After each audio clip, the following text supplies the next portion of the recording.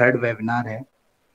उसका टॉपिक है why Muslim issues are out of discussion. और इसमें जो हमारे एमिनेंट गेस्ट हैं उसमें पहला नंबर है जनाब शरीफुद्दीन अहमद साहब, जो एडवोकेट हैं, और पॉलिटिकल एक्टिविस्ट जनाब मुजम्मिल इमाम साहब, जो ब्रदर ऑफ शर्जील इमाम, एंड बलीग नुमानी, सोशल एक्टिविस्ट हैं।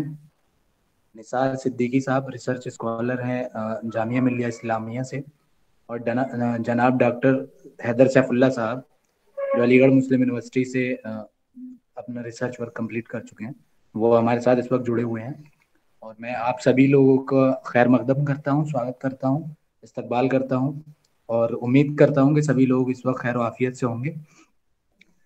प्रोग्राम शुरू करने से पहले मैं आपको प्रोग्राम का पैटर्न थोड़ा सा बता देता हूँ कि हमें जो डिस्कस करना है बेसिकली इस अपने टॉपिक के इर्द गिर्द रह करके डिस्कशन करना है कि why Muslim issues is out of discussion in 2022 political campaign, and you all have time of 6 + 2 minutes. So please try to conclude your statement and your words in between 7 to 9 minutes only. So please don't extend it, क्योंकि हमें बहुत सारे लोगों ने message किया कि आप मतलब जो डिस्कशन चलता है उसमें आप थोड़ा उसका जो लेंथ है थोड़ा ज़्यादा है, उसको थोड़ा सा रिड्यूस किया जाए। तो मैं सभी से ये रिक्वेस्ट करूँगा कि आप लोग उसको कम से कम लफ्ज़ों में अपनी बात रखने की कोशिश करें।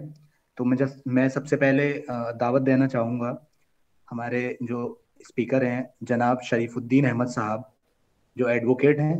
मैं उनसे रिक्वेस्ट करूँगा कि आप इस प्रोग्राम का आगाज़ करें।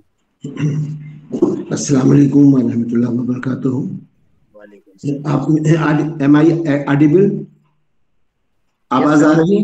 Yes sir, yes sir. Okay. ये जो टॉपिक है उसको मैं शुरू करने से पहले थोड़ा सा तारीखी तनाजुर में बात करना चाहूँगा, क्योंकि हम इरेलेवेंट क्यों होते चले जा रहे हैं। उसकी वजह कोई एक नहीं है, बहुत सारी वजह हैं, लेकिन दो बहुत बड़ी वजह ये हैं कि सबसे पहले जो हमारा मिली तशख़्ख़ुस था उसको पामाल करने के लिए आज़ादी के बाद से ही कोशिशें की जाती रहीं, और आज़ादी के फ़ौरन बाद कांग्रेस ने एक प्रोग्राम चलाया जिसे पर्सनल कॉन्टैक्ट प्रोग्राम कहते हैं, जिसके तहत मुस्लिम लीडरशिप को ये बताया गया कि आप अब इस मुल्क आज़ाद मुल्क में इंडिविजुअल राइट्स आपके बराबर हैं, इसलिए आप कौम की और मिल्लत की बात ना करिए। तो दोहरा कैरेक्टर ऐसे पैदा हुआ कि जब अंदर जाते थे क़यादत के हुजरों में, तब तो वो अपने लिए बात करती थी लीडरशिप कि हमें क्या मिलेगा, हमारे बच्चों को क्या मिलेगा, हमारा टिकट कौन सा होगा, मिनिस्ट्री कौन सी होगी, हमारे बच्चों की क्या कमर्शियल एक्टिविटीज़ होंगी। लेकिन जब वो बाहर आते थे तो वो मुसलमानों की बातें करते थे और मुसलमानों के अंदर कोई भी बात नहीं करते थे। इसलिए धीरे धीरे जो लीडरशिप थी मुसलमान की वो ज़ाती तौर पे इंफरादी तौर पे बहुत मजबूत होती चली गई और मुसलमान पीछे हटता चला गया। दूसरा ये हादसा ये हो गया कि एक कॉन्फ्रेंस हुई मुसलमानों की आज़ादी के बाद, उसे लखनऊ डिक्लेरेशन कहते हैं। वहाँ ये तय किया कि अब मुसलमानों को अपनी किसी सियासी जमात की ज़रूरत नहीं है, क्योंकि अब कांग्रेस है और मुसलमानों को कांग्रेस के लिए ही काम करना चाहिए। तो सर सैयद ने जो सवाल उठाया था 1887 में, उसको एक तरफ रख के और बगैर कोई बातचीत किए अब ये कहा कि अब कांग्रेस को सपोर्ट करना है, इसलिए मुसलमान सियासत में पीछे चलते चले गए। उससे आगे आने वाले वक्त में ये हुआ कि बहुत फ्रेगमेंटेड लीडरशिप पैदा हो गई, जो कि बेस्ड थी पर्सनालिटी कल्ट पे या बर्थ पे या रीजन पे या फिर जो अपना तबकाती निज़ाम था उसकी वजह से। इसलिए अब कोई भी कलेक्टिव लीडरशिप का चांस कम होता चला गया, और जो भी अब तंजीमें थी कलेक्टिव लीडरशिप की और कलेक्टिव कॉज की, वो दिन पे दिन कमज़ोर होती चली गई। और फिर एक नया तरीका निकला कि सारे लोग अपनी इनफरादी पोजीशन पाने के लिए और कुछ हासिल करने के लिए अपने लिए कोशिशें करते चले गए। इसलिए मिल्लत कोई इशू नहीं रह गया, और वो लोग जो किसी भी तरह से जो बहनीत का तरीका होता है कि ग्लैमर दे के झूठे वादे करके किसी भी तरह से वोट पाना है, और मिल्लत का कोई भी असर नहीं हुआ। अब धीरे धीरे जो तबकाती निज़ाम है मुसलमानों के अंदर भी, उसकी वजह से, और जो असबियतें हैं, पार्टी की असबियत है, दूसरी जो रीजनल असबियत है कि हम बिहारी हैं, यूपी हैं, असम के हैं या बंगाल के हैं या केरल के हैं, उसने मुसलमानों में जो मोनोलिथिक करेक्टर था वो कमजोर होता चला गया। इसलिए मुसलमान सियासत में दिन पे दिन कमजोर ही नहीं होता चला गया, बेमानी हो गया, इररिलेवेंट हो गया। और ये एक बहुत बड़ी, ये तो सब अंदरूनी बातें हैं, लेकिन बाहरी जो बातें हैं वो उसमें ये हैं कि सियासत में मुसलमान का कंट्रीब्यूशन नहीं रहा, मुल्क को बनाने में कंट्रीब्यूशन नहीं रहा, इसलिए उसका अब वजन कम होता चला गया।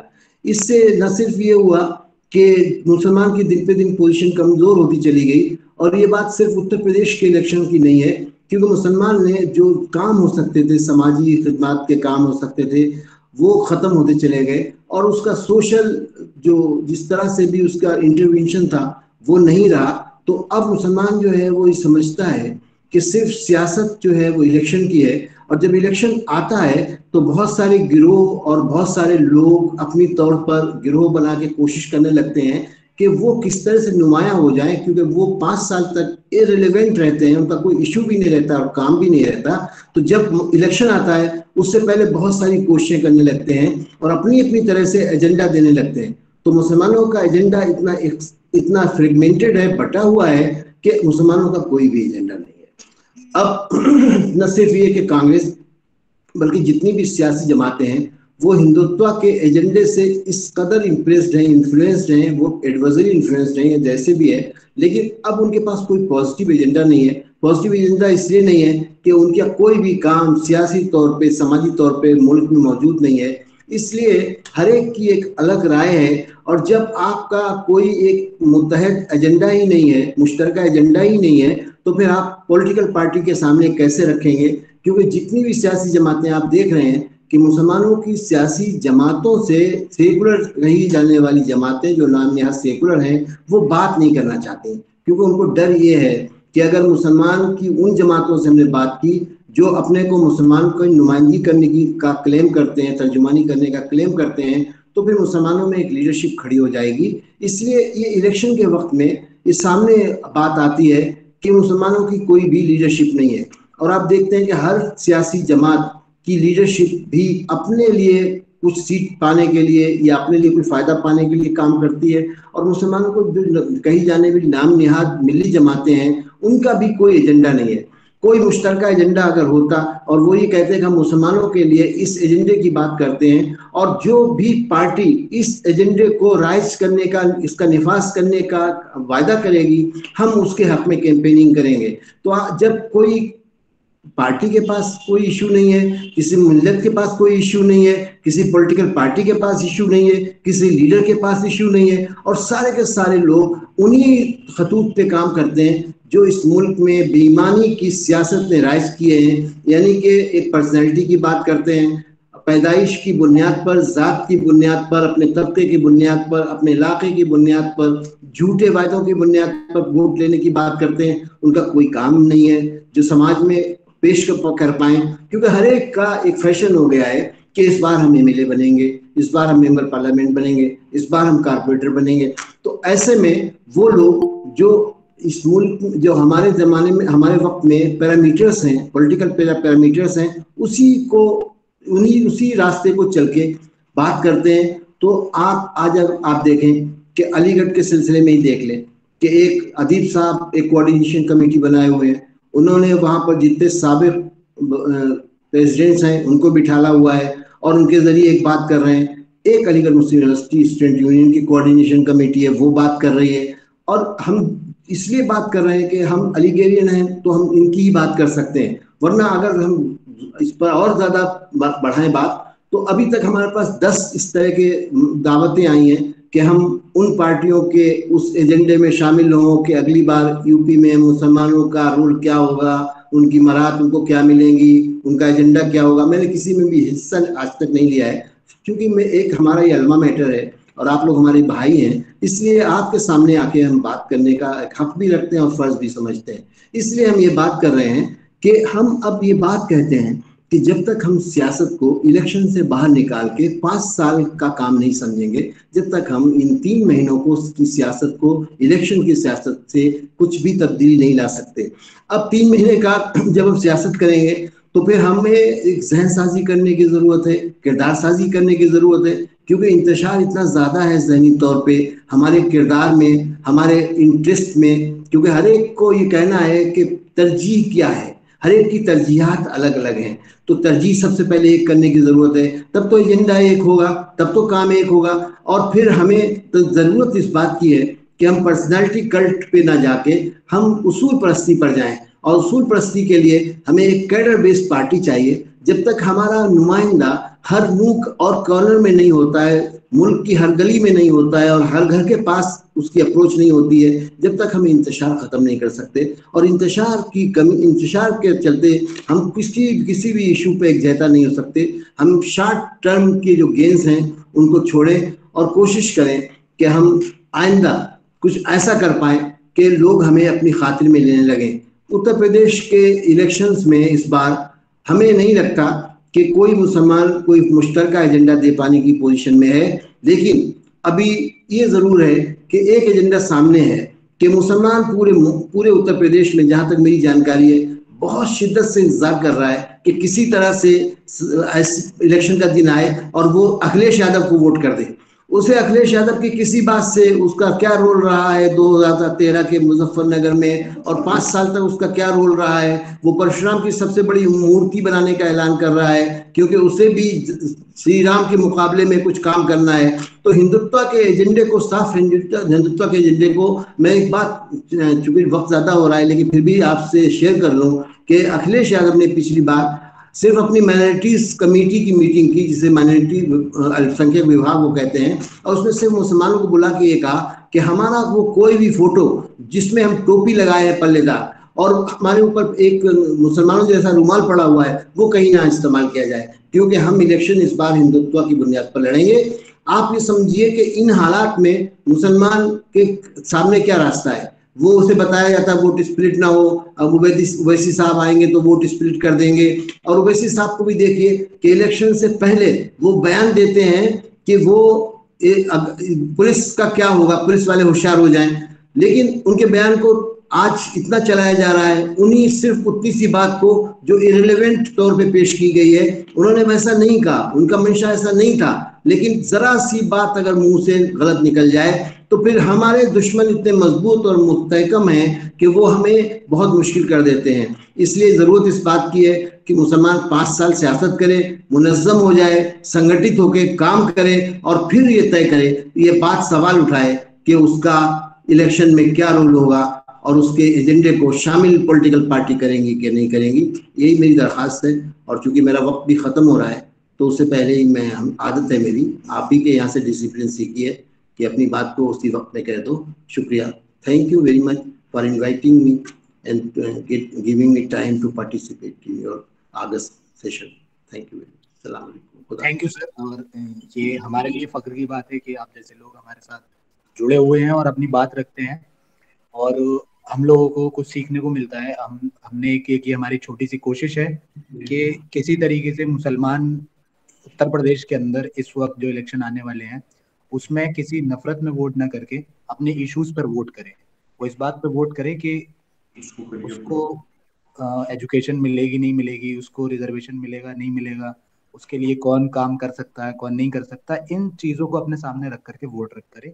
यही हमारी एक छोटी सी कोशिश है और हम इस वेबिनार को कंटिन्यूअसली ऑल्टरनेट डेज पर रन कर रहे हैं और हमारी कोशिश है कि ये मुद्दे आम जनता तक पहुंचे और डिस्कशन में आए और लोग इनके बारे में बातें करें। बहुत बहुत शुक्रिया जनाब शरीफुद्दीन अहमद साहब। मेरा नाम इसके बाद शरीफुद्दीन अहमद है सर, मेरा नाम शरीफुद्दीन अहमद है, शरीफ तो मैं हूँ नहीं। शरफुद्दीन, ओके ओके, माजरत चाहूंगा सर। तो कोई बात नहीं। मुझे मुझे मेरी टीम ने शरीफुद्दीन अहमद लिख करके दिया था। हाँ, बहुत शुक्रिया, आपसे शरीफुद्दीन। माजरत चाहूंगा। ओके, नो शरफुद्दीन अहमद साहब। प्रॉब्लम। ओके। नाउ अगले हमारे जो स्पीकर हैं, मैं उनको दावत देने से पहले स्वागत करना चाहूंगा, इस्तकबाल करना चाहूंगा निसार भाई का। निसार सिद्दीकी भाई जो रिसर्च स्कॉलर हैं जामिया मिल्लिया इस्लामिया से। मैं अब इसके बाद दावत देना चाहूंगा बलीग नोमानी साहब को, जनाब बलीग नोमानी साहब जो सोशल एक्टिविस्ट हैं, बलीग नोमानी साहब। और अपनी बात को कम से कम लफ्जों में आप रखें और कोशिश करें कि 6 से 7 मिनट में अपनी बात को कंक्लूड करें।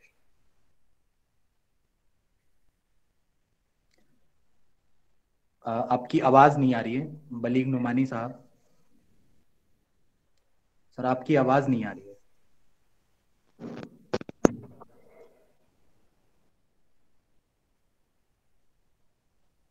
Sir you are not audible sir.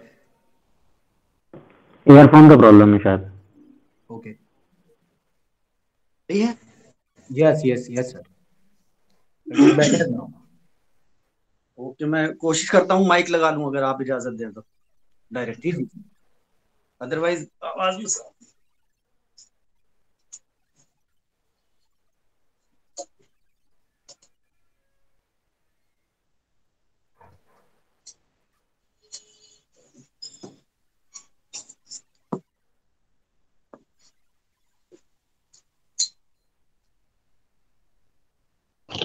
क्या अब आपको आवाज आ रही है? मुझे इशारा कर दीजिए क्योंकि मैं सुन नहीं पाऊंगा। शुक्रिया बहुत बहुत।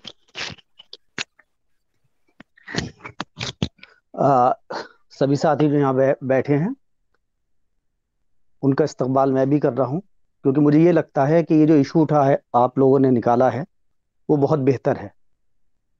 इसका इम्पैक्ट शायद अगर मैं कहूँ कि इस इलेक्शन पे पड़ेगा, तो मुझे नहीं लग रहा कि बहुत ज़्यादा इम्पैक्ट इस बात का इस इलेक्शन पे पड़ेगा। लेकिन एक बात बिल्कुल की मुबारकबाद मैं आपको दे रहा हूँ कि ये जो आपने अब शुरू किया है कि हमारे इश्यूज क्या हैं, पहले तो हमें ये मालूम होना चाहिए। दूसरी बात यह है कि हम लोग चाहते तो हैं कि सियासत में नौजवान आए, जो मैं देख भी रहा हूं काफी टाइम से, कोशिश कर भी रहे हैं वो लोग। लेकिन अगर उन नौजवान आने वाले लीडरांस को आप देखेंगे तो कहीं ना कहीं जज्बाती तकरीरों से आगे अभी नहीं बढ़ पा रहे। आप यहीं पे सेमिनार में इस तरह के नौजवान लीडर्स को बुलाएंगे और उनसे पूछेंगे अगर आप कि हमारे इश्यूज क्या हैं, तो मैं बता रहा हूं आपको कि 60% लीडरान नहीं जान पा रहे कि हमारे एग्जैक्टली इश्यूज है क्या।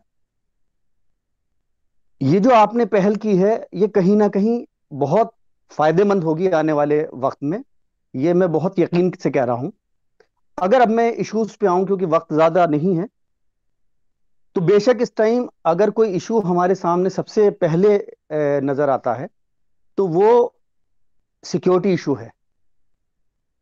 ये बात जो आज लोग कर रहे हैं मुझे अच्छी तरह याद है, और शरफुद्दीन साहब बिल्कुल उस बात के गवाह भी रहेंगे कि जब मैं त्रिलोकपुरी में रहा करता था और वहां पर दंगे हुए, और जब हम वहां पे लोगों से मिले, तो वहां पे महसूस ये हुआ कि अगर किसी के पास सिक्योरिटी नहीं है एज ए माइनॉरिटी, तो इससे बड़ा आने वाले वक्त में भी और एज ऑन डेट भी इससे बड़ा इशू कोई नहीं है।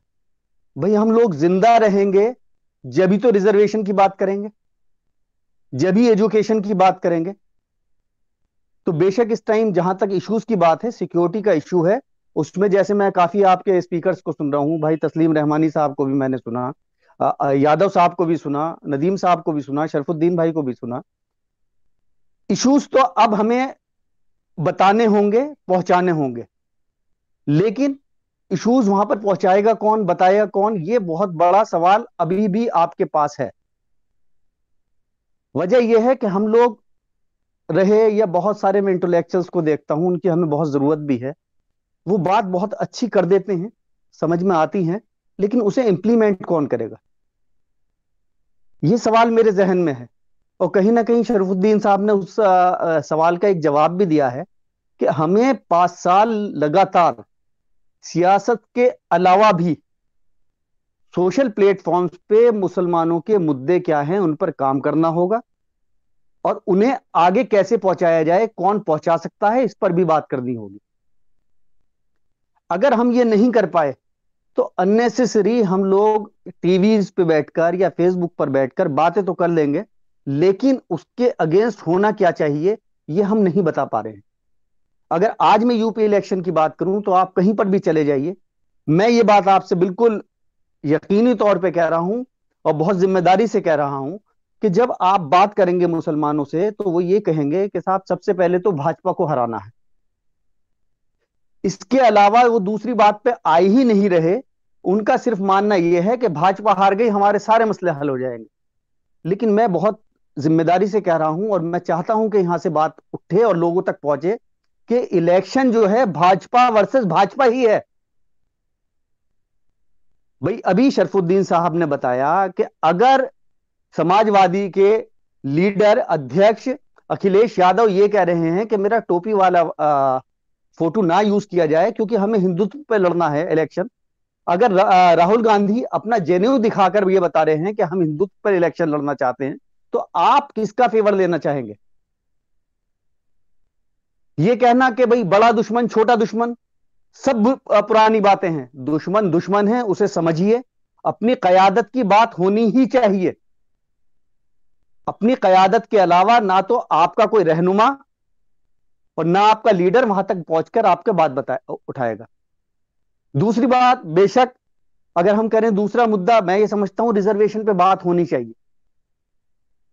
कॉन्स्टिट्यूशन में भी अगर आप देखेंगे कहीं ना कहीं मनाही नहीं है, हमें रिजर्वेशन मिल सकता है, लेकिन हम इत्तेहाद के साथ उस पर बात क्यों नहीं करते? हम आगे बढ़ क्यों नहीं रहे? क्योंकि हमें कहीं ना कहीं उलझाया इन बातों में जाता है कि आप लोग बीजेपी को हराइए।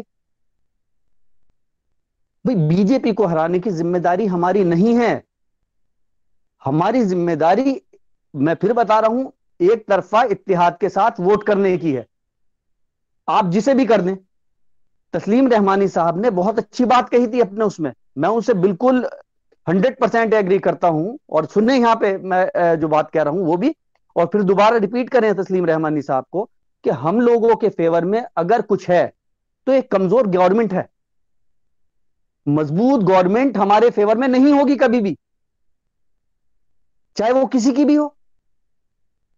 तो हमें अब स्मार्ट वर्क करना है, हमें जमीन पर पहुंचना होगा और लोगों को बताना होगा कि कहां पर किसके साथ हम लोगों को समझौते करने हैं। हमें उन लोगों को असेंबलीज में पहुंचाना है बिना किसी पार्टी को देखे। बेशक हम अपनी कयादत की बात कर रहे हैं, जहां पर अपनी कयादत में मजबूती है वहां पर बेशक आप अपनी कयादत के साथ खड़े होइए और आपकी जिम्मेदारी भी बनती है।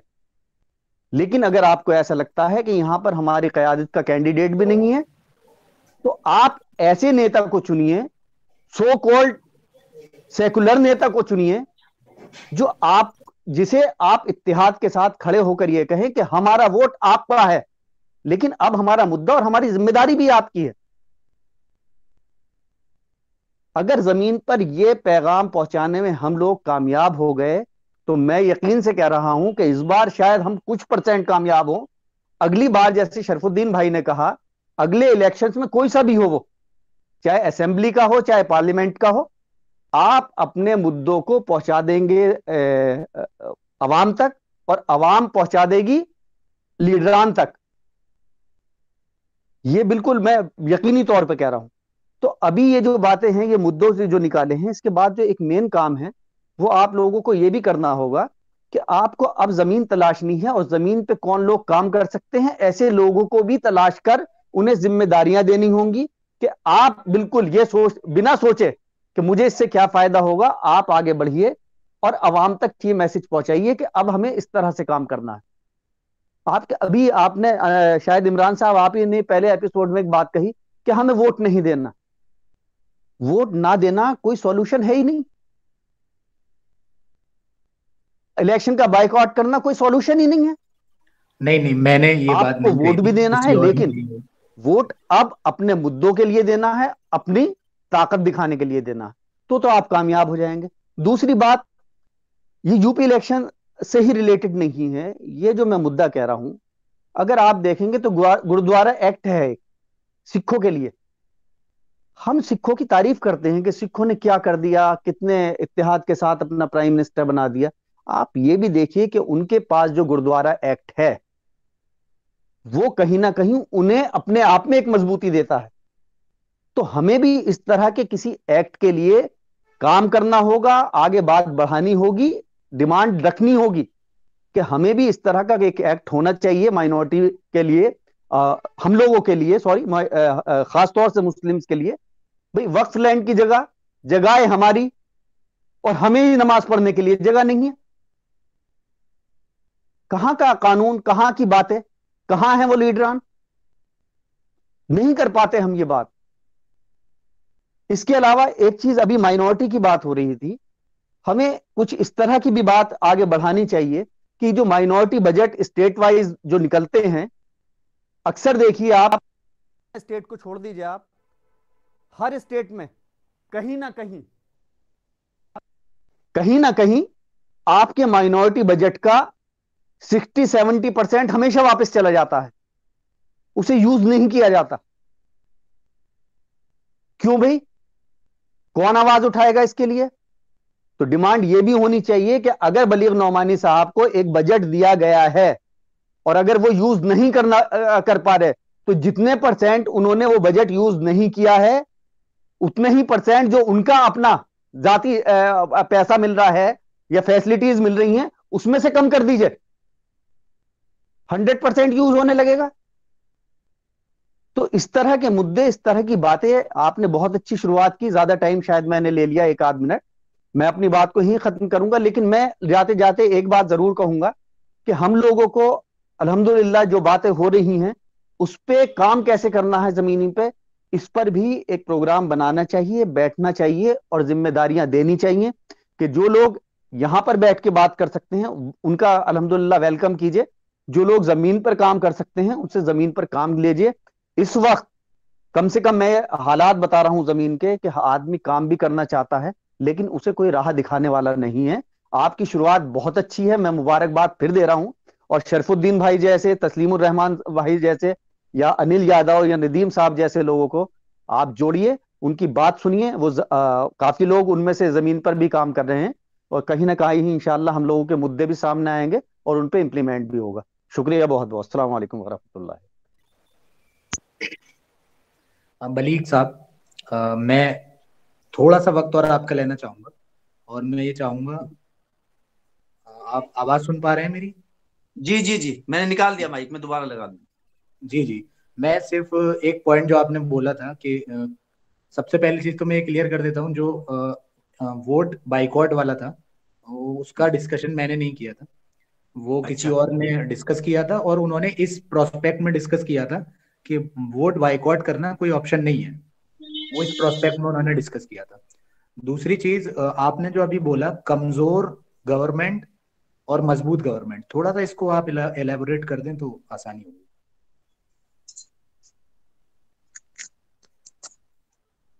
देखिए, कमजोर गवर्नमेंट से मेरा मतलब यह है कि हैंग गवर्नमेंट होनी चाहिए। जब मजबूत गवर्नमेंट बन जाती है, जैसे आज आप बीजेपी की देखेंगे, तो उन्हें किसी के मुद्दों से कोई मतलब रहता नहीं क्योंकि उन पर कोई प्रेशर बनाया नहीं जा सकता। कमजोर गवर्नमेंट का मकसद मेरा सिर्फ इतना सा है कि उन्हें सीट्स चाहिए हों अपनी गवर्नमेंट बनाने के लिए, भले ही वह अदर पार्टीज की हों। पहले भी हमने देखा है कि बीएसपी ने बीजेपी की गवर्नमेंट बनवाई है। पहले भी हमने देखा है समाजवादी और बीएसपी ने मिलकर गवर्नमेंट बनाई है। तो वो गवर्नमेंट्स अगर उनका आप कार्यकाल देखेंगे तो उसमें ये जो प्रॉब्लम्स अब आ रही हैं, किसी भी उसको, चाहे वो दलित हो चाहे मुस्लिम्स हो, वो प्रॉब्लम्स उस टाइम नहीं थी। क्योंकि कहीं ना कहीं गवर्नमेंट को ये लगता है कि अगर हमने ज्यादती की और दूसरा पक्ष जो भी उसे सपोर्ट कर रहा है अगर वो अपने हाथ खींच लेगा तो कहीं ना कहीं हम लोग अपनी गवर्नमेंट खो देंगे। तो ये जो गवर्नमेंट खोने का डर है, ये कहीं ना कहीं आपके मुद्दों को आगे लेकर आएगा, आपको मजबूत बनाएगा। अब रही बात कि वो कौन करेगा, मैंने फिर कहा जहां पर हमारी कयादत की पार्टीज हैं, वो कोई भी हो, मैं भी एक ऐसी पार्टी से जुड़ा हूं, यहाँ पे मैं बात करना मुनासिब नहीं समझता, नहीं तो लोग समझेंगे प्रचार करने लगे अपनी पार्टी के। सबसे पहले मेरा कहना यह है, चाहे वो कोई सी भी पार्टी हो, अपनी कयादत की पार्टी हो, उसे आप इस लायक अगर वो है कि वो जीत कर आ सकते हैं तो सबसे पहले उसकी तरफ देखिए। लेकिन अगर आपको ऐसा लगता है कि यहां पर वोट देके हमारा काम नहीं चलने वाला, तो किसी ऐसी सेक्युलर पार्टी जो खुद को अपने आप को सेक्युलर कहते हैं, क्योंकि मैं तो फिर कह रहा हूं भाजपा वर्सेस भाजपा ही है, चुनाव तो भाजपा वर्सेस भाजपा ही है। तो ऐसे जो आपकी बात सुन सकते हो, चाहे वो कोई भी पार्टी हो, उसे मजबूत कैंडिडेट को पकड़िए, उसके साथ बैठिए कि हम सारे के सारे आपके साथ खड़े होंगे, लेकिन बदले में आप हमारे मुद्दों के साथ खड़े होंगे या नहीं, इस पे बात की जानी चाहिए। मैं समझता हूं मैं अपनी बात क्लियर कर दी है। शुक्रिया जी। मैं इसको क्लियर करवाना जरूरी समझता था क्योंकि बहुत सारे लोग यहाँ जुड़े हुए हैं, फेसबुक से लाइव हम लोगों को देख रहे हैं। उसमें बहुत सारे लोग, हो सकता है कि इस चीज़ के ये कंफ्यूजन रहे, कमज़ोर और मजबूत गवर्नमेंट में डिफरेंशिएट कर पाना मुश्किल हो, तो इसलिए मैंने आपसे रिक्वेस्ट किया उसको एलेबोरेट करने के लिए। बहुत बहुत शुक्रिया बलीग नोमानी साहब। अब मैं हमारे जो अगले स्पीकर हैं डॉक्टर हैदर सैफुल्ला साहब, अलीगढ़ मुस्लिम यूनिवर्सिटी से हैं, एक्स कोर्ट मेंबर रह चुके हैं सोशल साइंस फैकल्टी से। डॉक्टर हैदर सैफुल्ला साहब अपनी बात रखें। डॉक्टर हैदर सैफुल्ला। अस्सलाम वालेकुम, नहमदुहु व नसल्ली अला रसूलिल करीम, अम्मा बाद। सबसे पहले तो मैं बहुत शुक्रगुजार हूँ एमयू कोऑर्डिनेशन कमेटी का कि जिन्होंने जो है मुझे इस काबिल समझा और इस प्लेटफॉर्म पे बोलने का मौका दिया। एमयू कोऑर्डिनेशन कमेटी पिछले 2-2.5 साल से 3 साल से तकरीबन जो हमारी कौम के मसाइल हैं उनको मंजर आम पर लेके आ रही है। तो सबसे पहले तो आप मुबारकबाद के मुस्तहिक हैं कि आप इस काम को बखूबी अंजाम दे रहे हैं। CNRC के दौरान भी मैंने देखा कि आप लोगों ने बहुत मेहनत की और जो जितने भी ये इंटरनेशनल कानून थे इनकी आपने पुरजोर तरीके से मजम्मत की। और जैसा कि आज का हमारा जो मौजू है, मुद्दा है कि मुसलमानों के साथ यूपी के इलेक्शंस में भेदभाव क्यों।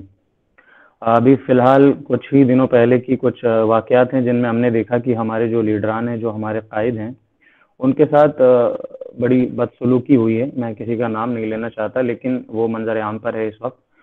तो वो बहुत ही मतलब काबिल मजम्मत है कि इस तरीके का व्यवहार जो है, बर्ताव हमारे मुस्लिम लीडरान के साथ किया जा रहा है। तो इसके ज़िम्मेदार कौन है? मुझे लगता है कि इसके ज़िम्मेदार हम खुद ही हैं।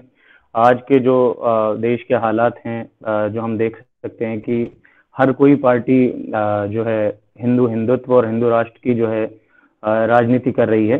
तो जो जैसा कि मैं पिछले 12 साल से यूपी में रह रहा हूँ, वैसे तो मैं राजस्थान का हूँ, लेकिन और यूपी की जो है पॉलिटिक्स बहुत कुछ हद तक समझ गया हूँ कि जो पॉलिटिक्स चल रही है उसमें मैं देखता आ रहा हूँ कि जो मुसलमान है उत्तर प्रदेश का, वो पूरी तरीके से जो है सपा के पीछे लगा हुआ है कि यही हमारी जो है फला बहदूदी करेगी।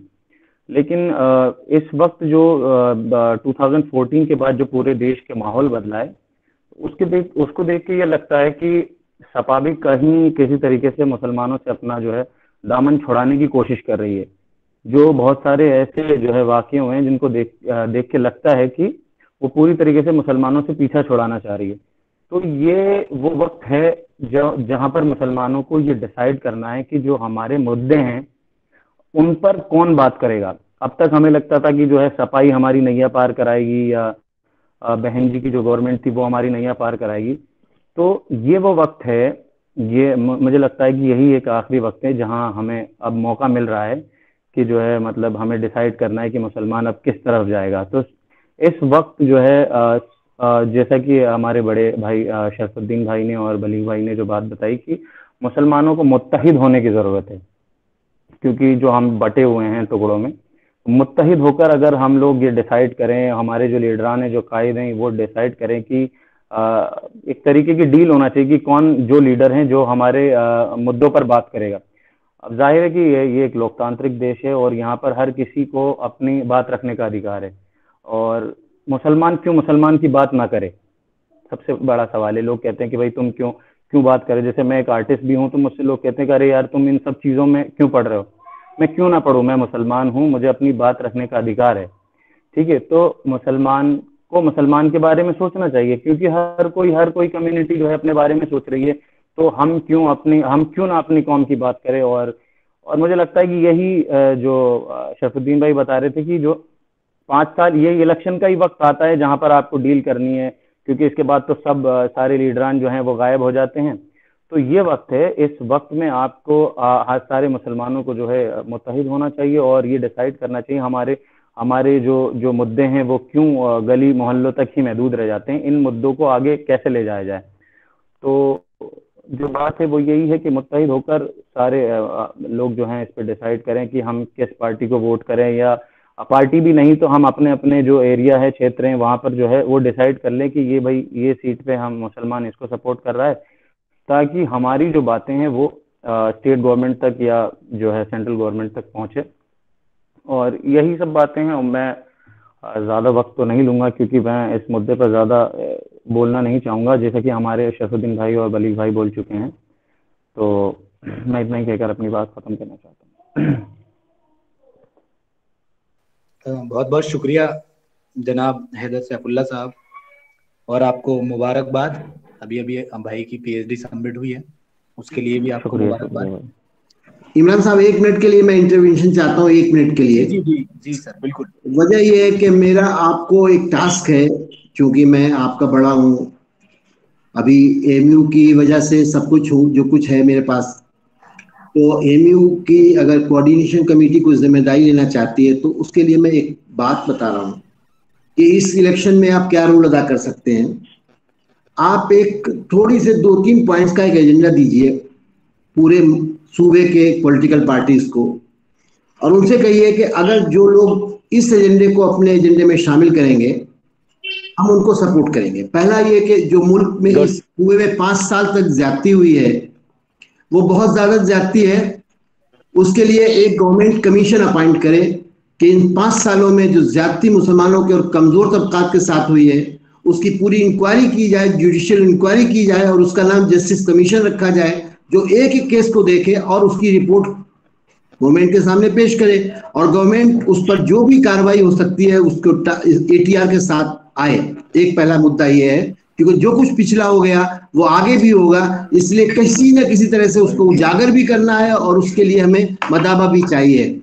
तो सबसे पहले एक पहला मांग ये है कि एक जस्टिस कमीशन जो पार्टी कहे कि हम करेंगे, पूरी इंक्वायरी करेंगे क्यों ये कानून से बाहर जाके जितनी भी कानून बनाए गए हैं हमारे मुल्क के कॉन्स्टिट्यूशन के बयान बनाए गए। पहला। दूसरा पॉइंट मेरा ये है कि जो इस सूबे में वक्फ प्रॉपर्टीज हैं वो सारी पॉलिटिकल पार्टीज ये वायदा दें कि 5 साल के अंदर उन वक्फ प्रॉपर्टीज को आजाद कर दिया जाएगा और पूरी तौर से वक्फ बोर्ड के सुपुर्द कर दिया जाएगा, आजाद करा के, क्योंकि सबसे बड़ा इंक्रोचर वक्फ प्रॉपर्टीज पे गवर्नमेंट है, स्टेट गवर्नमेंट है। तो वो सबसे पहले दूसरा हमारा ये पॉइंट है कि वो वादा करे कि हम ऐसा करेंगे। तीसरा एक पॉइंट है कि इस पे बहुत बड़ी बहस करिए, नया सेशन करिए कि हमें प्रोपोर्शनल रिप्रेजेंटेशन चाहिए, रिजर्वेशन नहीं चाहिए। रिजर्वेशन आउटडेटेड है, उसकी बात करना भी बेकार है। सारी रिजर्वेशन खत्म होने के बाद सरकारी नौकरियों में से जो आज़ादी मिली है उसमें हमारी बहुत आबादी बड़ी, आज़ादी हमारा प्रोपोर्शनेट बड़ा है, हम कंपनियों में बहुत ज़्यादा भर्ती हो गए हैं, ये जो रिजर्वेशन। लेकिन उसूलन हम इस बात को सपोर्ट करते हैं कि जो कॉन्स्टिट्यूशन रिजर्वेशन है वही रहना चाहिए, लेकिन फिर भी हमारी मांग ये होना चाहिए बुनियादी कि हमें प्रोपोर्शनेट रिप्रेजेंटेशन चाहिए, रिजर्वेशन वो पॉलिटिकल भी चाहिए और जॉब्स में भी चाहिए। ये इस तरह से अगर आप छोटे से 4-5 पॉइंट्स का एक एजेंडा पेश करते हैं और ये कहते हैं कोऑर्डिनेशन कमेटी का एजेंडा है और हर पार्टी से कहते हैं कि आप में रुजू करिए और जिनका वायदा आएगा मंशूर में ये बातें शामिल की जाएंगी, हम उनको सपोर्ट करेंगे। शुक्रिया आप टाइम देने के लिए।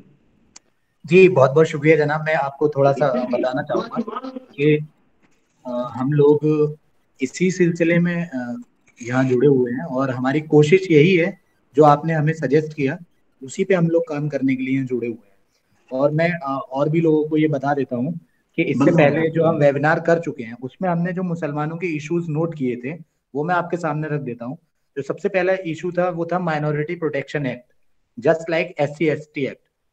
और जिस तरीके से SC/ST एक्ट SC/STs पे नहीं लगता, इस तरीके से माइनॉरिटी एक्ट माइनॉरिटीज पे भी ना लगे और माइनॉरिटी के प्रोटेक्शन के लिए वो एक्ट होना चाहिए जिस तरीके से SC/ST एक्ट है।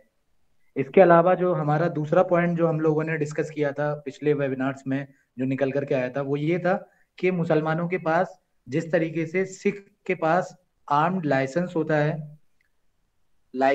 जिस वो आर्म अपने साथ रख सकता है, इसलिए मुसलमानों के साथ भी ये होना चाहिए क्योंकि जिस तरीके से लिंचिंग के हादसा हिंदुस्तान के अंदर बढ़ रहे हैं उसके लिए ये जरूरी है। इसके अलावा जो तीसरा पॉइंट निकला था सच्चर कमेटी की जो रिकमेंडेशन थी उनका इम्प्लीमेंटेशन हो, और उसमें आसारे कदीमा का भी एक पॉइंट है सच्चर कमेटी में जो वक्फ बोर्ड की प्रॉपर्टीज को जो वक्फ बोर्ड की प्रॉपर्टीज हैं मस्जिद वगैरह हैं उनको गवर्नमेंट ने कांग्रेस गवर्नमेंट ने बैन कर दिया था और उनको SI के अंडर, शायद जहां तक मुझे पता है SI के अंडर दे दिया था। तो ऐसी कई सारी मस्जिद गुड़गांव के अंदर भी हैं जो आज जो मसला निकल करके आ रहा है गुड़गांव में, तो वो अगर मस्जिद हमारे पास होती तो शायद ये मसला ना आता। और इसके बाद एक पॉइंट निकल के आया था डिमांड ड्रिवन माइनॉरिटी स्कॉलरशिप का कि जो भी अप्लाई करे उसको स्कॉलरशिप मिले।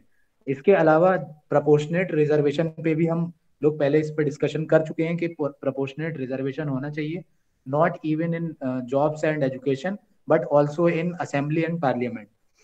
इसके अलावा जो जस्टिस कमीशन की अभी आपने बात की, ये हमने आपका पॉइंट नोट कर लिया है और इसको अपने एजेंडे में शामिल करेंगे इंशाल्लाह। अब हमारे साथ जो हमारे नेक्स्ट स्पीकर हैं मुजम्मिल इमाम भाई वो जुड़े हुए हैं और उनके जो भाई थे शर्जील इमाम जिन पे UAPA में जिनको रॉन्गली फ्रेम किया गया और वो इस वक्त जेल में है। मैं दुआ करता हूँ अल्लाह ताला इनकी फैमिली को सब्र जमील दे और शर्जील भाई को जल्द से जल्द रिहाई अता करे और वो हम लोगों के बीच हों, फिर हम लोग उनके साथ बैठ करके कुछ डिस्कशन करें। और उन्होंने बहुत सारे लोगों को होप दी, जिस तरीके से किसान आंदोलन आपने देखा, जो बात शर्जील भाई ने बोली थी वो किसानों ने इम्प्लीमेंट की और वो कामयाब भी हुए। तो शर्जील भाई के लिए मैं एक शेर कहना चाहूंगा। वो शेर जो शर्जील भाई ने अपनी बातों में अपनी बातें की, वो बिल्कुल इसका रिफ्लेक्शन है। वो शेर उन बातों का रिफ्लेक्शन है कि किताब कब तक रहेगी सादा, कभी तो आगाज़ बाब होगा। जिन्होंने बस्ती उजाड़ डाली, कभी तो उनका हिसाब होगा। वो दिन गए कि जब के हर सितम पे अदाए महबूब कह के चुप थे। अब उठेगी हम पर जब ईंट कोई तो पत्थर उसका जवाब होगा। मुजम्मिल इमाम भाई। जी अस्सलाम वालेकुम। काफी देर से मैं सुन रहा था और काफी जो बुजुर्ग लोग हैं जो हमारे सीनियर हैं वो बोल रहे थे, बहुत कुछ सीखने का मौका मिला और ये एक अच्छी पहल है जो आप लोग कर रहे हैं। लेकिन सबसे पहली बात ये मैं समझने की कोशिश कर रहा था कि जो आज का टॉपिक है हमारा, वो टॉपिक है कि यूपी के चुनाव में मुसलमान मतलब डिस्कशन में क्यों नहीं है, मुसलमान एक मुद्दा क्यों नहीं है। जैसे दलित एक मुद्दा है या फिर जाट एक मुद्दा है, किसान एक मुद्दा है, तो मुसलमान एज ए कम्युनिटी एक मुद्दा क्यों नहीं है। पर यहाँ पर जो डिस्कशन हो रहा है उसमें कहीं ना कहीं हम देख रहे हैं कि हम इन चीजों की बात कर रहे हैं कि हमें ये कानून के लिए डिमांड करना है या फिर कह सकते हैं ये चीजें लागू करवानी है। ये सारी चीजें तो तब होती है जब हम मुद्दे में होते, जब हम उस पावर में होते कि हम डिमांड कर सकते हैं। एक्चुअली हम उस पावर में अभी एग्जिस्ट ही नहीं कर रहे हैं कि हम डिमांड कर सकते हैं। हम अभी अपने जगह बनाने की कोशिश कर रहे होते तो अलग सी बात होती, हम जगह ढूंढ रहे हैं, दोनों में फर्क है। और इसमें दो तरफा चीजें हैं। मैं इंडिविजुअली अगर इसको देखूं तो इसमें एक तरह से कह सकते हैं कि मुसलमानों में जो पॉलिटिकल अवेयरनेस की कमी, वो भी एक पार्ट है। और दूसरा कह सकते हैं कि भाजपा के फुटप्रिंट्स को जो पॉलिटिकल पार्टी कॉपी कर रही है वो भी एक पार्ट है। क्योंकि बीइंग अ मुस्लिम मैं बोल सकता हूँ एक बिहारी मुसलमान होने के नाते से कि ये मुद्दा यूपी में मुसलमान मुद्दा नहीं है, बिहार में भी मुसलमान मुद्दा नहीं था। ये पहली बार नहीं हो रहा है, ये पिछले साल हमने 2020 के बिहार चुनाव में भी देखा कि मुसलमान मुद्दा नहीं थे। 2021 चुनाव यूपी में भी देख रहे हैं, इवन वेस्ट बंगाल में जो भी चुनाव हुआ उसमें भी जो हमारी सो कॉल्ड सेकुलर पार्टीज थे वो अपने आप को हिंदुत्व फैक्टर को प्रमोट करने में के लिए जनेब धारी एंड पूजा, वो सारी चीजें आम थी, वो सारे लोगों ने देखी है। उसी प्रकार यूपी में मुद्दा नहीं है। लेकिन ये हमें समझने की जरूरत है कि being a person from a Muslim community हमारा इशू क्या है, हमारा मुद्दा क्या है। ये हमें खुद अब तक नहीं पता कि हमारा मुद्दा क्या है। अगर मेरे नजरिए से देखिए तो शायद मुद्दा कुछ और निकलेगा, आपके नजरिए से देखिए तो शायद मुद्दा कुछ और निकलेगा। एक लोकल मुसलमान के लिए मुद्दा है नली गली सड़क, खानदान में कोई लिंच हो गया है उसके लिए मुद्दा है कि मॉब लिंचिंग के खिलाफ कानून लाया जाए। एक इंडिविजुअल, मैं बीइंग अ मुस्लिम, मेरा भाई जेल में है तो मैं चाहूंगा कि जो सीएनआरसी प्रोटेस्टर्स हैं उनके लिए कुछ बात हो। तो देखिए मुद्दा बहुत ही मतलब कह सकते हैं समाज में मुख्तलिफ लोगों के मुख्तलिफ मुद्दे आपको देखने को मिलेंगे। लेकिन सबसे इंपॉर्टेंट है कि आप अपनी अगर एग्जिस्टेंस की फाइट कर रहे हैं तो ये आपको समझना जरूरी है कि 70 साल में ये सारे मुद्दे बहुत कॉमन है।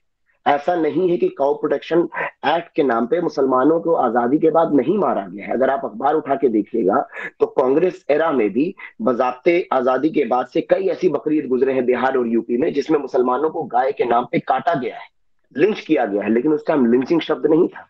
तो इसलिए लिंच बहुत अखबारों में आम नहीं दिखता था। आपको दिखाता था कि दो गुटों में झड़प हुई और एक मुसलमान मारा गया या एक बंदा मारा गया, एक इंसान मारा गया, ऐसा कुछ खबर आ जाता था। लेकिन ये बहुत आम है। और ये स्टेटमेंट बिहार के पहले मुख्यमंत्री श्री कृष्ण ने भी एक दौर में दिया था कि कह सकते हैं कि गाय की सुरक्षा, हिंदुओं की सुरक्षा, समथिंग लाइक दैट। मैं एग्जैक्टली कोट नहीं कर पा रहा बट वो स्टेटमेंट ऑन रिकॉर्ड है। तो आपको ये समझना जरूरत है कि हमें बीइंग अ मुस्लिम यूपी के मुसलमान को ये समझना जरूरी है कि अभी सबसे बड़ा मुद्दा क्या है। मेरे हिसाब से मुद्दा है एग्जिस्टेंस का। जैसा कि हमारे एक बुजुर्ग ने कहा कि अगर हम रहेंगे तभी हम डिमांड कर सकेंगे। अगर सीएएनआरसी जैसा कह सकते हैं मतलब ड्रैकोनियन कानून हम पे लागू किया जाता है, हमारे मुसलमान नौजवानों को, कई यूपी के लड़के भी नौजवान कई महीनों तक जेल में रहे, आप जानते हैं अलीगढ़ मुस्लिम यूनिवर्सिटी कई बच्चे जेल में रहे और कई अभी बेकसूर जेल में हैं। तो मुझे लगता है 70 साल का ये सबसे बड़ा एहतजाज था सीएनआरसी का मोमेंट। इस पे अगर बात नहीं हो रहा है किसी चुनाव में, ये किसी के इलेक्शन मैनिफेस्टो में नहीं है, तो मुझे लगता है मुद्दा बिल्कुल हमें अवेयरनेस की कमी है, क्योंकि अगर हम अपने हक और हुकूक के लिए लड़ना चाहते हैं तो पहले अपने एग्जिस्टेंस की लड़ना बहुत जरूरी है। हम ये समझना जरूरी है कि आज के फौरी तौर पे सबसे महत्वपूर्ण जो काम है वो है हमें मॉब लिंचिंग को पॉइंट आउट करना और सीएनआरसी में जो प्रोटेस्टर्स अंदर हैं उनके लिए बात करना, और इस चीज की गारंटी देना कि अगर लोकल गवर्नमेंट वहां पे जो भी फॉर्म होती है, हम उनसे इस चीज की एश्योरेंस लें कि वो एंटी लिंचिंग लॉ लाएंगे पहला। और साथ ही साथ जो सीएनआरसी प्रोटेस्टर्स पे फेक केसेस किए गए हैं उसके लिए हम उनके मतलब केसेस वापस लेने के लिए उनको मैनिफेस्टो में इस चीज को शामिल करने की बात कहें। क्योंकि देखिए आपके लिए और किसी इंडिविजुअल के लिए चीजें बहुत आसान हो सकती है, शायद मेरे लिए भी मैं कह सकता हूँ कि चलिए मैं अल्लाह ने इतनी हैसियत दी कि मैं अपने भाई का केस लड़ ले रहा हूँ, लेकिन कितने ऐसे गरीब है मैं आपको बता नहीं सकता, मैं जितनों को जाती तौर पे जानता हूं कि जिनकी हैसियत नहीं है केस लड़ने की, उनको बेल हो गया है लेकिन अगले डेट पे वकील को जाने को देने को पैसे तक नहीं है। तो मुसलमानों का मुद्दा ये जरूर होना चाहिए, और ये मुद्दा कोई पॉलिटिकल लीडर किसी भी मुख्तलिफ पार्टी से आपको ये मुद्दा के बता रहा है तो वो मुद्दा नहीं है। Unless and until being a voter आप अपने एमएलए को, चाहे वो किसी भी पार्टी से हो, चाहे वो एमआईएम से हो, सपा से हो, चाहे वो कह सकते हैं कांग्रेस से हो, चाहे वो बीएसपी से हो, बीइंग अ वोटर ये आपकी जिम्मेदारी है कि आप अपने लीडर्स को क्वेश्चन करें। देखिए इमरान साहब, आप नहीं जा सकते असेंबली में ये सवाल उठाने के लिए कि मतलब शर्जील उस्मानी को क्यों पकड़ लिया, आमिर मिंटू को क्यों पकड़ लिया, शर्जील इमाम को क्यों पकड़ लिया, सवाल आप नहीं उठाएंगे। ये सवाल उठाए गए आपके विधायक। लेकिन हमारे साथ मुसलमानों के साथ सबसे बड़ी दिक्कत है कि हम हीरो वर्शिपिंग के पीछे दीवाने हैं।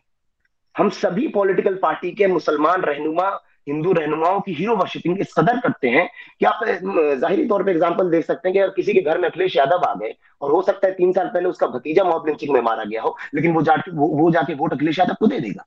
ये दीवानगी है। इस दीवानगी से मुसलमानों को बाहर निकलने की जरूरत है। किसी भी पॉलिटिकल पार्टी के मैनिफेस्टो में आपका नाम शामिल नहीं है, इस पे आप सवाल नहीं कर रहे हैं। आपका लोकल मेंबर ऑफ पार्लियामेंट, आपका एमएलए अगर आपके घर आके 2 प्याली चाय पी के चले जाता है तो आप उसको वोट देने के लिए चले जाते हैं, लेकिन क्या कभी आपने पूछा, आप उससे सवाल क्या करेंगे, मेरे मोहल्ले की नाली खराब हो गई बनवा दीजिए, मेरे मोहल्ले में रोड नहीं आ रहा बनवा दीजिए, कोने वाला पोल उखड़वा दीजिए, बगल वाला घर बदमाशी कर रहा है उसको थाने से पिटवा दीजिए। इसके सिवा आपका मुद्दा है क्या? आप कसूरवार है मेरे हिसाब से, बुरा मानिएगा, हो सकता है मेरी बातें आपको तल्ख हो कि एक मुसलमान होकर मैं ऐसी बातें क्यों कर रहा हूं, मैं अपनी कम्युनिटी उपयोग, आप कसूरवार है क्योंकि आपने अपने हक और हुकूक के लिए सवाल उठाने के लिए कब सोचा? मैं ईमानदारी बताता हूं, बिहार के चुनाव हो गया, बिहार के 2 लड़के जेल में पिछले 2 साल से हैं, उस वक्त लगभग 1.5 साल से जेल में थे। किसी ने नहीं पूछा कि इमरान हैदर के रिलीज के लिए क्या कर रहे हैं आप लोग, किसी ने नहीं पूछा कि शर्जील इमाम को छुड़ाने के लिए क्या कर रहे हैं आप लोग। इतने ज्यादा मुसलमान, किसी की पार्टी में 5 मुसलमान है, किसी के पार्टी में 10 मुसलमान विधायक है, आज 2 साल बीत चुका है लेकिन कोई विधानसभा में सवाल तक नहीं उठा इस पर, क्योंकि हमने नहीं पूछा। क्या इस 2 साल में बीत जाए, या इंशाल्लाह कल होके चलिए मानते हैं कि सपा की सरकार आ जाए, ओवैसी साहब को 10-20 सीट आ जाए, बहुत अच्छी बात है, लेकिन तब भी बदलाव क्या, बदलाव तब आपको दिखेगा जब आप सवाल पूछेंगे इमरान साहब। आप समझने, ये बहुत इंपॉर्टेंट समझने की बात है कि जब तक वोटर अपने लीडर से सवाल नहीं पूछेंगे, आपको हर इंसान को कटघरे में खड़ा करना है, चाहे वो ऐसी साहब क्यों ना हो। वैसी साहब ने आके 4 अच्छी तकरीरें कर दी, मुसलमान की कौमी एकता की बात करती है, डजन मीन कि हम उनसे सवाल नहीं पूछेंगे। हम जिसको भी वोट देंगे हम सवाल पूछेंगे, क्योंकि ये कोई दीनी किताब नहीं उतरी है कि हम उस पर सवाल नहीं उठा सकते। कोई भी लीडर है वो सवाल के कटघरे में रहेगा, और आपका मुद्दा तभी आएगा जब आप सवाल पूछना शुरू करेंगे अपनी लीडरान से। ये तो एक पहलू हुआ। दूसरा ये बोल सकते हैं कि हम मतलब जिस तरह से अभी एक हमारे सीनियर हुजूर ने बताया था कि लोग यहाँ पर बातें करते हैं किसी इंडिविजुअल पार्टी को प्रमोट करके उसको वोट करने की, बीइंग अ मुस्लिम हाँ हमें इनको वोट कर देना चाहिए, उनको वोट कर देना चाहिए। देखिए अगर एक पॉलिटिकल सिनारियो आप समझते हैं, थोड़ा भी सोशो पॉलिटिकल विजन रखते हैं ग्राउंड रियलिटी से, तो आपको ये समझना बहुत जरूरी है कि जिस हिसाब से सरकारें परिसीमन बांटती है, परिसीमन कहते हैं जो कॉन्स्टिट्यूएंसी डिफाइन किया जाता है, वो समझना बहुत जरूरी है कि मुसलमान पूरे यूपी में अक्सरियत में नहीं आ सकता है, ये तो आप क्लियर जानते हैं। तो किसी एक पॉलिटिकल पार्टी को वोट करना is not a solution. Bihar में भी नहीं, यूपी में भी नहीं, ऑल अक्रॉस द नेशन किसी एक पॉलिटिकल पार्टी को वोट करना सॉल्यूशन नहीं हो सकता। तो अब इस हालात में क्या करें, इस हालात में हमें सारे पॉलिटिकल पार्टी से कहीं ना कहीं डील करने की जरूरत है, कि जिसे कह सकते हैं कि हम उनसे किसी मसले को लेकर के हम उनसे बार्गेन करें कि आप हमारे मोहल्ले में, हमारे जिले में, हमारे कह सकते हैं आप एरिया में इस चीज को लेकर के अगर आप सवाल उठाएंगे, इस चीज को लेकर के आगे बढ़ेंगे तो we will vote for you. हमें बार्गेन, मुसलमान को बार्गेन करना सीखना होगा, being a voter of this क्या कहते हैं मतलब स्टेट और दिस कंट्री। हमें ये समझना बहुत जरूरी है कि हमें बार्गेनिंग फैक्टर डेवलप करने की जरूरत है।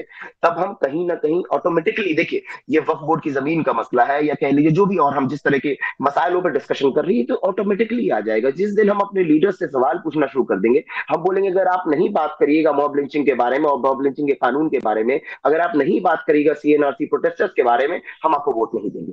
वो ऑटोमेटिकली इस पे अपना बयान देना चालू करेंगे just to protect their own individual seat. और ऐसे अगर 50 सीटों पे हो जाए जहां मुसलमान अक्सरियत है, तो आप समझिए किसी भी एक पॉलिटिकल पार्टी को मजबूरन उनके समर्थन में खड़ा होना पड़ेगा। ये मजबूरी हो जाएगी कि मतलब जैसे त्रिपुरा वाले मसले पे राहुल गांधी ने ट्वीट किया। क्यों ट्वीट किया? क्योंकि लोगों ने एक मूवमेंट बना दिया, सोशल मीडिया पे इस तरह का कैंपेन चला दिया कि उनको मजबूर होकर आपके समर्थन में खड़ा होना पड़ा। तो ये बहुत इंपॉर्टेंट पहलू, और लोगों को अपने मतलब अगर लिटरली चाहते हैं कि मुसलमान मुद्दे में आए, तो आपको खुद को एम्बिशन से, खुद के पर्सनल एम्बिशन से ऊपर उठ के सोचने की जरूरत है। हमें ये नहीं सोचना कि हम कल के विधायक बन जाए, एमएलए बन जाए, वार्ड पार्षद या मुखिया बन जाए या प्रधान बन जाए। अगर हम चाहते हैं तो एज अ कम्युनिटी लेवल पे हमको सोचना होगा, क्योंकि we don't have to develop politicians, actually we need to develop leaders as in current scenario. और जब हम बीइंग अ कम्युनिटी, हमें उनको पुश करने की जरूरत है जो आपके हक और हुकूक की बात करें, ना कि जो आपके मोहल्ले में आके 4 आपको टेंडर दे के चला जाए और आप उसके पीछे दौड़ चलिए। मतलब क्योंकि देखिए वैसे 10 ही लोग मोहल्ले में होते हैं जो किसी एक पॉलिटिकल पार्टी से जुड़े होते हैं और वो उसको पुश करने की कोशिश करते हैं, बट लार्जर कम्युनिटी जो है वो कहीं ना कहीं उन्हीं के बहकावे में, उन्हीं के इशारे में उनके पीछे जाती है। तो हमें इंडिविजुअली ये सोचने की जरूरत है कि जो भी बंदा, चाहे वो किसी पॉलिटिकल पार्टी से ना हो, वो इंडिपेंडेंट कैंडिडेट है, लेकिन अगर वो आपके हक और हुकूक की बात कर रहा है, तो आप अदर पॉलिटिकल पार्टीज को अपने वोटिंग पावर को दिखाइए, ताकि वो इंडिविजुअल आगे भी फ्यूचर में आपके हक और हुकूक के लिए खड़ा हो सके। तो अगर हम मुद्दा में आना चाहते हैं तो we have to take a stand for ourselves and we need to talk and we need to ask questions to our leaders, beloved leaders. Thank you. Thank you very much Muzammil bhai. Malik साहब सिर्फ 1 मिनट मुझे दीजिए, फिर मैं आपको भी मौका देता हूँ। मुजम्मिल भाई, अभी आपने कहा कि हम लोगों को जरूरी है कि हम लोग सवाल करें, और जाहिर है कि हमें सवाल करना चाहिए। जैसे पिछले इलेक्शन में अखिलेश यादव ने अपने मैनिफेस्टो में 17% रिजर्वेशन की बात की थी, तो उसको लेकर के अलीगढ़ मुस्लिम यूनिवर्सिटी के स्टूडेंट्स ने नुमाइश ग्राउंड में, यहाँ अखिलेश यादव आए थे, उनसे सवाल किया था। उसके बाद मऊ यहाँ से स्टूडेंट गए, और ऐसे कई डिस्ट्रिक्ट में जाकर के स्टूडेंट्स ने सवाल किया। लेकिन परेशानी ये है कि जो लोकल्स हैं, जो कोर वोटर्स हैं, ये जो पढ़े लिखे लोग हैं, ये चंद लोग हैं। जो मैं समझता हूँ उसमें भी सवाल करने वाले भी 0.5% या 0.2% कहिए आप 100 से, इतने लोग सिर्फ सवाल करते हैं। जो बाकी कोर वोटर्स हैं उनको तो पता ही नहीं है कि उनको सवाल क्या करना है, और ये हम लोगों की जिम्मेदारी है कि उन तक ये बातें पहुंचाएं कि ये आपके मसाइल हैं और आप इन पे सवाल करें, और इंशाल्लाह अगर हम लोग कामयाब होंगे। जी जी, एक छोटा सा एग्जांपल देना चाहूंगा इमरान साहब। मैं जिस एरिया से बिलोंग करता हूं, जहानाबाद बिहार, यहाँ पर एक छोटा सा गांव है फिरोजी, जहां सिर्फ और सिर्फ 46 या 45 मुसलमान के वोट है, सिर्फ 45 या 46। और हमारे यहाँ से लेफ्ट पार्टी का रामबली सिंह एक है, वो विधायक बने हुए। आप यकीन नहीं मानिएगा, वो सिर्फ 45 वोटर वाला जो पर्टिकुलर एरिया है, वहां की बिजली को लेकर के विधानसभा में सवाल पूछा गया, क्योंकि वो हर दूसरे दिन वो 45 लोग उनके दरवाजे पे पहुंच जाते थे। आप समझिए कि 45 लोग की ताकत क्या है। मैं कल कहीं बैठा था तो लोग बोले अरे नहीं सुनते हैं। अगर आप अपनी ताकत को सही जगह से चैनलाइज करने की कोशिश करिएगा, वो सुनेंगे। मेरा बस एक एग्जांपल था, एक छोटा सा, कि विधानसभा में सवाल पूछे जाना 45 घर मुसलमान वाले मोहल्ले के लिए बहुत बड़ा इशू है हमारे लिए, जहां सिर्फ 8% हम पूरे जहानाबाद जिला में, सिर्फ 8%। आप समझ जाइए। Thank you. जी बिल्कुल, मैं इत्तेफाक रखता हूँ आपकी बात से कि अगर आप कोशिश करेंगे और अपने आप को कैपेबल समझेंगे कि आप सवाल करें, तो आपकी बात को कोई कब तक काटेगा। उसको एक ना एक दिन आपकी बात को सुनना पड़ेगा, और अगर नहीं सुनेगा तो और लोग बेदार होंगे, आपके साथ जुड़ेंगे। जब तादाद बढ़ेगी तब वो बात को सुनेगा। तो आपकी आवाज को सुनना तो पड़ेगा, बशर्ते कि आप अपनी आवाज उठाएं। जी वलीद नोमानी साहब, आप कुछ कहना चाह रहे हैं? बिल्कुल शुक्रिया आप। देखिए, मैं मुजम्मिल साहब की बात से बहुत सहमत हूं और मुझे बहुत खुशी हो रही है, और मैंने कहा भी था ये, अगर आप मेरी बात सुनेंगे, कि हम लोगों को एक पार्टी पे डिपेंडेंट नहीं रहना है। मुजम्मिल साहब की जो बात है बिल्कुल वही बात है।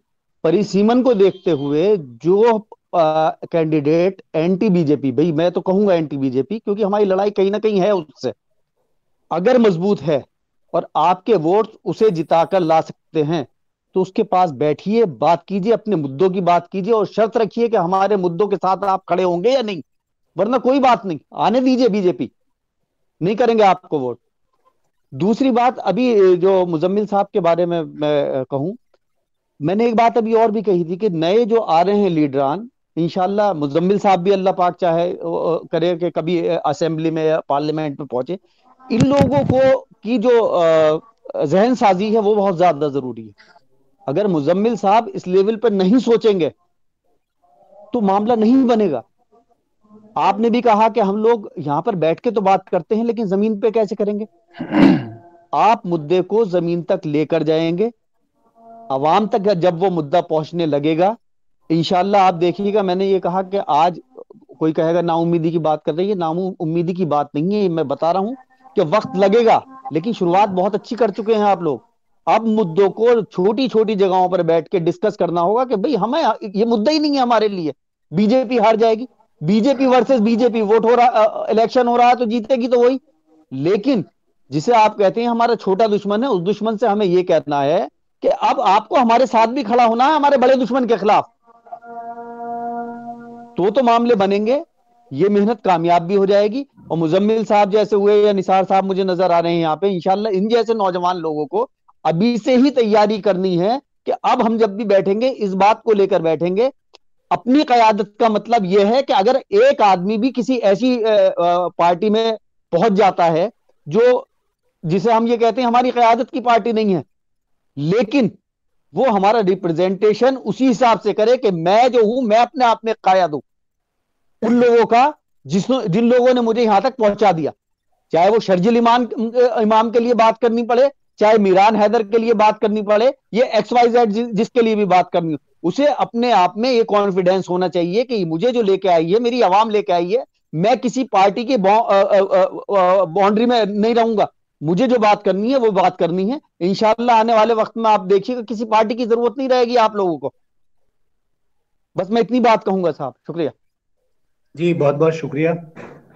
आज के हमारे जो आखिरी स्पीकर हैं जनाब निसार सिद्दीकी साहब, जो रिसर्च स्कॉलर हैं जामिया मिल्लिया इस्लामिया यूनिवर्सिटी से। मैं उनको दावत देना चाहूंगा कि वो अपनी बात रखें। निसार सिद्दीकी साहब, आज का हमारा टॉपिक है कि मुसलमानों के जो इश्यूज हैं उत्तर प्रदेश के अंदर, खास खास करके जो 2022 में इलेक्शन कैंपेन चल रहा है 2022 इलेक्शन के लिए, उसमें उन पे कोई डिस्कशन नहीं है, ऐसा क्यों है?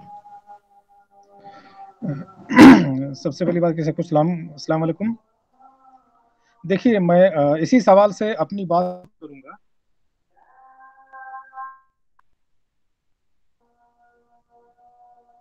मैं इसी सवाल से अपनी बात शुरू करूंगा कि आज मुसलमान उत्तर प्रदेश की राजनीति में क्यों नहीं है। 20%, 21% की आबादी की बात उत्तर प्रदेश में क्यों नहीं हो रही है। एक्चुअली में ये बात हमें समझनी पड़ेगी कि इस देश में एक नई पॉलिटिक्स की शुरुआत हो गई है, और ये शुरुआत हुई है बीजेपी के द्वारा कि बिना मुसलमान वोट के सरकार बनाई जाए और मुसलमानों की वोट की हैसियत को जीरो किया जाए। आप देखिए कि आसाम के अंदर जहां पर मुसलमान 33% है, सेकेंड लार्जेस्ट, अगर स्टेट की बात करें तो जम्मू कश्मीर के बाद सेकेंड जो लार्जेस्ट पॉपुलेशन मुसलमानों की है वो असम के अंदर है 33%। यानी कि 1/3 आबादी को निगलेक्ट करके उन्होंने सरकार दो बार बना ली, वो भी पूर्ण बहुमत से बना ली। तो आप ये समझिए कि उत्तर प्रदेश में क्यों नहीं बात हो रही आपकी। अखिलेश यादव, चाहे मायावती, चाहे और भी जो दूसरी पार्टियां हैं, वो आपकी बात क्यों नहीं कर रहे हैं। वो इसलिए नहीं कर रहे कि एक ये जो है, मेरे हिसाब से ये एक टेस्ट चल रहा है कि बिना मुसलमान वोट के सरकारें कैसे बनाई जाए, और अगर ये कामयाब होते चले गए इस प्रयोग में, तो आप समझ लीजिए कि आपकी वोटों की हैसियत नहीं रहेगी। फिर ना आप जो है ना कोई एजेंडा बना पाएंगे, ना कोई अपने लिए कोई कानून बनवा पाएंगे, ना आप किसी से सवाल पूछ पाएंगे। तो मौजूदा दौर में ये बात जो है, इस चीज पे सोचने की जरूरत है कि आपके वोटों की अहमियत कैसे बनी रहे। मसला ये है, क्योंकि ये एक जो है उनके द्वारा जो है एक प्रयोगशाला पे वो लोग जो है, क्योंकि बहुत बहुत शार्प तरीके से वो लोग पॉलिटिक्स करते हैं। तो ये जो लाइन खींची जा रही है आपके अगेंस्ट, मतलब कि आपके वोटों को, आपके वोट की अहमियत को जीरो कर देने की, इस चीज को समझिए। और ये चीज कैसे आई? मलिक साहब ने या उनसे पहले जो है सरफुद्दीन सर ने बताई हमको बात कि बीजेपी हराओ। ये चीज वहां से आई क्योंकि हमने अपने इश्यूज डिसाइड नहीं किए, हमने अपने मुद्दे डिसाइड नहीं किए। हमने हमेशा बीजेपी को थ्रेट और उसको उसके अगेंस्ट वोट करते चले गए। और हम तो वहां से जो है मुसलमानों की जो एक पॉलिटिकल जो उनको दरकिनार करने की कोशिश हुई, वहां शुरू हुई। और 2014 में आते आते वो अपने चरम पे चली गई। समझने की चीज है ये चीज।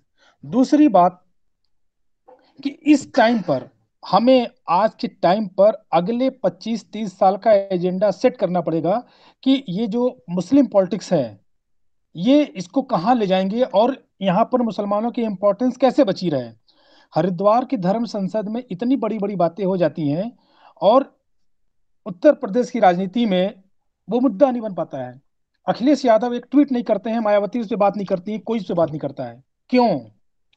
मॉब लिंचिंग हो जाती है किसी मुस्लिम की, या उनके ऊपर कोई लाइफ थ्रेट आता है, वो इतना बड़ा इशू नहीं बन पाता है। आपकी जान की, आपके माल की और आपके वोट की कीमत इतनी जीरो क्यों चली गई? सवाल यहाँ पे है। और मैं एक बात कहना चाहूंगा कि किसी भी देश में किसी भी माइनॉरिटी के लिए सिक्योरिटी थ्रेट हमेशा रहता है। तो हमें जो है अपने जो सुरक्षा के मसले हैं, जिसको कहते हैं कि मतलब सिक्योरिटी का सवाल हम 70 साल से ढो रहे हैं। हमारे बाप ने भी ढोया, उनके बाप ने भी ढोया, हम भी ढो रहे हैं। भाई इन चीजों से हमें निकल के आगे जाना पड़ेगा। एक पॉलिटिक्स में चूंकि एक फेमस कहावत है कि किसी एक सीएम के पास मुसलमानों की एक आबादी, एक पूरा ग्रुप गया कि हमारे बच्चों को नौकरी दीजिए, हमारे बच्चों को जो है रोजगार दीजिए। तो वहां पे जो है उनको बोला गया कि अबे पहले तुम्हें सिक्योरिटी दें तब तो रोजगार दें, तो तुम्हें सुरक्षा चाहिए या नौकरी चाहिए? वहां से लोग वापस चले आए। तो ये जो सुरक्षा वाली बात है ना, ये मुझे जो है मतलब कि नहीं ठीक लगती है।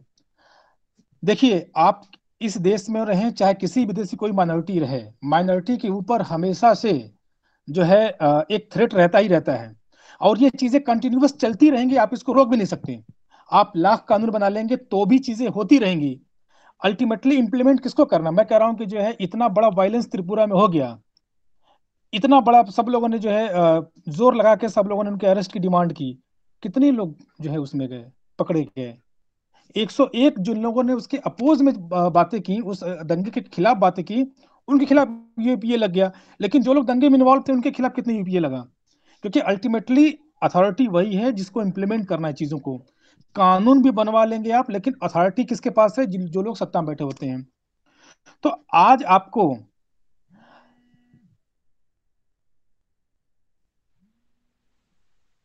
के लिए आज हमें जो है अपने आज हमें जो है अपनी आवाम के साथ, अपने लोगों के साथ मिल बैठ के, सबको, जितने भी हमारे जितनी भी पार्टियां हैं, वो एक मेंबर वाली पार्टी हो चाहे वो 1 लाख मेंबर वाली पार्टी हो, सबको बैठ करके अपने अगले 30 साल तक के एजेंडे को सेट करना पड़ेगा। मैं आपको यहाँ पर एग्जाम्पल लेता हूँ जो है सर सैयद जी का, कि उन्होंने जब एएमयू का फाउंडेशन किया और इंग्लिश एजुकेशन की वकालत की, तो उनकी जो दूरदृष्टि थी, उनकी जो कहते हैं कि उनके दिमाग में जो बात रही होगी, अगले 100 साल का एजेंडा था कि इंग्लिश ही जो है अगले 100 साल बाद जो है यहाँ पर सबसे ज्यादा प्रभावी लैंग्वेज होगी। तो हमें इन चीजों को लेकर आगे बढ़ना पड़ेगा। और मेरे हिसाब से जो मैं देख रहा हूं कि हमें किसी भी एक ऐसी पार्टी के साथ सभी लोगों को मिलजुल के, क्योंकि देखिए आपकी वोट की कीमत जो है तभी बढ़ेगी जब आप एक फ्रंट पे आके किसी लीडिंग पार्टी के साथ जो है आप अलायंस करेंगे, आप उनसे जो है बार्गेन करेंगे। क्योंकि अगर आप यूपी चुनाव एक ऐसा मौका है कि अगर अखिलेश या किसी और दूसरी सेकुलर पार्टी ने बिना आपके वोट के राजभर को लेकर के, चौहान को लेकर के, कुशवाहा को लेकर के, पटेल को लेकर के, जाट को लेकर के अगर सरकार बना ली तो यानी कि आप जीरो हो गए। तो हमें यहाँ पर ये चीज दिखानी पड़ेगी उनको कि हम जीरो नहीं हैं और हमारे बिना तुम भी हीरो नहीं हो। तो हमें ये चीज वहां पे आज के टाइम पे हमें ये दिखाने की जरूरत है। और ये तब होगा जब हमारे सभी लोग एक फ्रंट पे आके उनसे बात करेंगे और उनके लिए जो है चीजें करेंगे। क्योंकि बिहार का भी एग्जाम्पल मैं आपको दे सकता हूँ कि ओवैसी जी भी अलग से चुनाव लड़ लिए, अलग से जो है 5 विधायक बना लिए, लेकिन गवर्नमेंट में पहली बार कोई भी मुस्लिम रिप्रेजेंटेशन नहीं था। बाद में नीतीश कुमार ने बहुजन समाज पार्टी के एमएलए को अपनी पार्टी में शामिल करा के उसको मंत्री बनाया। तो आप देखिए कि कहाँ पे आप हैं। सेंट्रल गवर्नमेंट के अंदर कोई भी इलेक्टेड मेंबर जो है नहीं है वहां पे गवर्नमेंट के अंदर। तो इन चीजों को देखते हुए मेरी आप लोगों से यही है कि जितनी भी पॉलिटिकल पार्टीज हैं सब लोग, आप लोग जो है इन चीजों को जो अपने पर्सनल चीजें भाई, आपकी रिलेवेंसी तब रहेगी जब आपके वोट की कीमत रहेगी। जब आपके वोट की कीमत को ही जीरो किया जा रहा है तो आप कहाँ एग्जिट करेंगे। तो मैं सबसे कह रहा हूँ कि भाई चाहे वो एक पार्टी वाला, एक मेंबर वाला पार्टी हो, चाहे 1 लाख मेंबर वाला पार्टी हो, सब लोग बैठ के कॉमन मिनिमम प्रोग्राम बनाइए जो आप लोग नोट डाउन कर रहे हैं इन इश्यूज पे। जो जो हमारे मुद्दे पे हमारे साथ आएगा, सपा आए, बसपा आए, जो भी आए, उसके साथ जो है आप अलायंस कीजिए और उसके साथ जो है आप जाइए। वरना अगर बिना आपके वोट के अगर सरकारें बन गई उत्तर प्रदेश में, तो फिर आप समझ लीजिए कि आप हम लोग छटपटाते रह जाएंगे। न कोई कानून हो पाएगा, न सरजील इमाम के लिए कोई बात कर पाएगा, न कोई मीरान हैदर के लिए बात कर पाएगा, न कोई आमिर मिंटोई के लिए बात कर पाएगा, और न आप अपनी सुरक्षा की बात कर पाएंगे। कुछ भी नहीं कर पाएंगे। जी, मेरा बस यही कहना है। जी बहुत बहुत शुक्रिया निसार साहब। और मैं सब लोगों को शुक्रिया अदा करना चाहूँगा, सब लोगों का जो हमारे साथ इस वक्त जुड़े हुए हैं और जो हमारे साथ फेसबुक पे लाइव हम लोगों को देख रहे हैं। और मैं आखिर में सबसे यही रिक्वेस्ट करूँगा कि आप जो मुसलमानों के मुद्दे होने चाहिए उन पर डिस्कशन अपने गली मोहल्ले चौक चौराहे पर करें और सब लोगों को बताएं कि हमें जो है अपने मुद्दों पे वोट करना है, तभी आपके मुद्दों पे बात होगी। अदरवाइज जिस तरीके से अभी सारी पॉलिटिकल पार्टीज ने आपके किसी भी मुद्दे पर बातचीत ना करके, बिना बातचीत किए आप लोगों को सिर्फ एक इस पार्टिकुलर पार्टी का फियर दिखा करके अपनी तरफ अट्रैक्ट करने की कोशिश करती हैं, सिर्फ वही होगा। उसके अलावा आपके कोई भी मसाइल का हल नहीं होगा। तो आप लोगों से रिक्वेस्ट है मेरी कि आप सब लोग अपने घर में डिस्कशन करें इस बात का और लोगों को बताएं और कहें कि आप भी इन चीज़ों पर डिस्कशन करें। और जब भी आपसे कोई वोट मांगने आए या आपके दरवाजे पर कोई लीडर आए तो आप उससे सवाल करें कि आपके लिए उन्होंने क्या इंक्लूड किया है। बहुत बहुत शुक्रिया सभी लोगों का। मैं अ, सब लोगों को एक दफ़ा तहे दिल से शुक्रिया अदा करता हूँ। आप लोगों ने अपना कीमती वक्त हमें दिया और हमारी कोशिश है कि ये जो निज़ाम इस वक्त चल रहा है, ये निज़ाम में थोड़ा सा चेंजेस होना चाहिए, निज़ाम बदलना चाहिए। वल आखिर दावाना वल हम्दुलिल्लाहि रब्बिल आलमीन। सलाम।